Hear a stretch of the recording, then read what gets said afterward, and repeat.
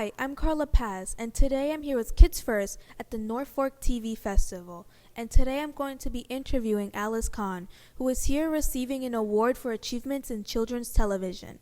What made you want to start the Stop Bullying Speak Up project? We did research all the time at Cartoon Network with kids to find out what they liked and what worried them. One of the questions we asked was about what scared kids, what worried them. And one of the top things that bothered young people, and this is ages about 6 to 11 or 12, was they didn't know what to do when they saw their friends get picked on. It wasn't so much that they were getting picked on, but they wanted to be able to help their friends if they got bullied or if somebody was being mean to them, but they didn't know what to say, they didn't know what to do. So we worked with experts from colleges and universities, from the U.S. Department of Health and Human Services, who'd done a lot of work on a site called stopbullying.gov. And what we learned are a couple of key things that you can do to help your friend when they get picked on. You know, stand up for them, tell an adult, be a friend to them. And so we started the Stop Bullying Speak Up campaign because of what kids told us they were worried about.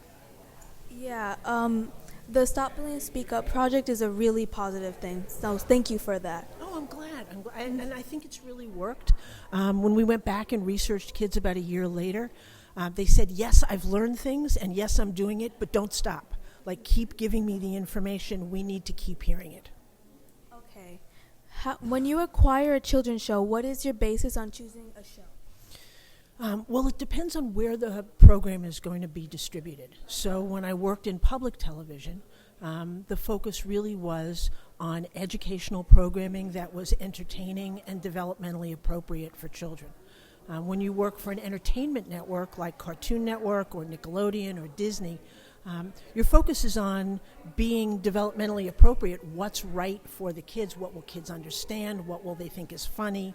You don't want to do things that will scare kids. But you perhaps are more focused on the entertainment than you are on the education. So it really just depends on where the program is going to be shown. Yeah. When I researched you, I saw that you bought things like Barney and Arthur, and those are all shows that I grew up with, so... Mm-hmm. Well, I'm glad, and I hope you like them, and I hope you learned something from them. And it's, I loved Barney. I loved the cleanup song in Barney. It helped me with my kids. And Arthur was, and continues to be, just a wonderful show that I think really shows the joys and the worries that kids have and how they deal with their brothers and sisters and how they deal with their parents and their friends. So I'm a big Arthur fan. Hi, I'm Carla with Kids First. Today I'm at the North Fork TV Film Festival with Sara Berliner. Hi, so I am the Director of Children's Programming for the North Fork TV Festival. Why did you choose folklore and mythology as your major in college? Well, I love storytelling, and to me, majoring in folklore and mythology was a way to understand how storytelling is used around the world for different things, for entertainment, for education, to help a culture make sense of its history and its present and future. Yeah. In school, we're learning about folklore and mythology, and I find it very interesting, especially the Native American one. Did your interest in folklore and mythology play a role in your storytelling? Absolutely. I have developed stories that involve threads of stories from different places around the world. And it's also informed the way that I tell stories to understand not just the media that I grew up with, but the way that stories are passed down through generations really everywhere. What made you want to start North Fork Family?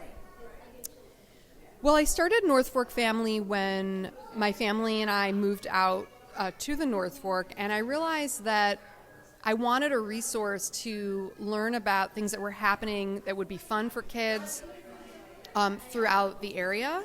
So I really decided to just start it myself, essentially, and to try to fill that gap for families on the East End. And what made you want to start Vote Like a Mother? I started Vote Like a Mother to bring empathy to politics and to political conversation. And with the idea that we would together work toward building the world that we want for our kids, we would build it for all children. What do you think your greatest achievement is? Well, I know that this is kind of a cliche, but I have to say my kids. They're age 10 and almost 6, and they are just wonderful humans. And I feel that if those of us that are parents can focus on instilling empathy, kindness, understanding, inclusivity, generosity of spirit, we will be able to achieve more equity in the world. Yeah, family is really the most important thing. What do you think the future of children's programming is? I think it's more diversity. I think that those of us that have a hand in making work for kids need to focus our as to the best of our abilities on making sure that all people are represented. So that is from people who are disabled and able-bodied, people of all races, all genders, all people with different national origins.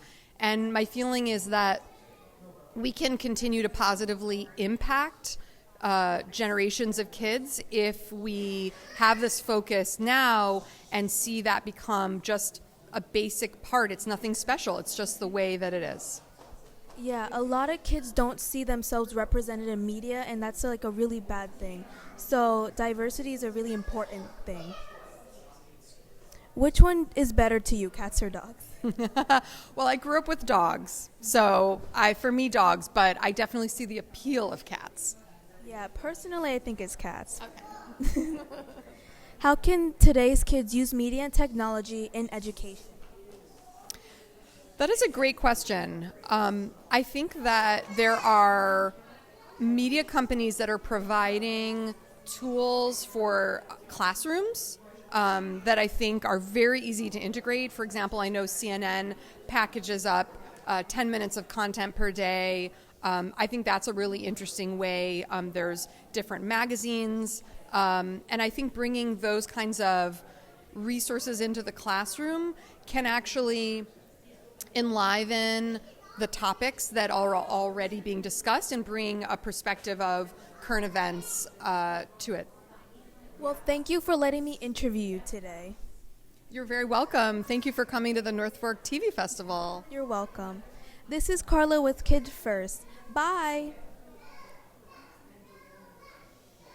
This is Carla Paz with Kids First. And today I was at the North Fork TV Film Festival. Bye.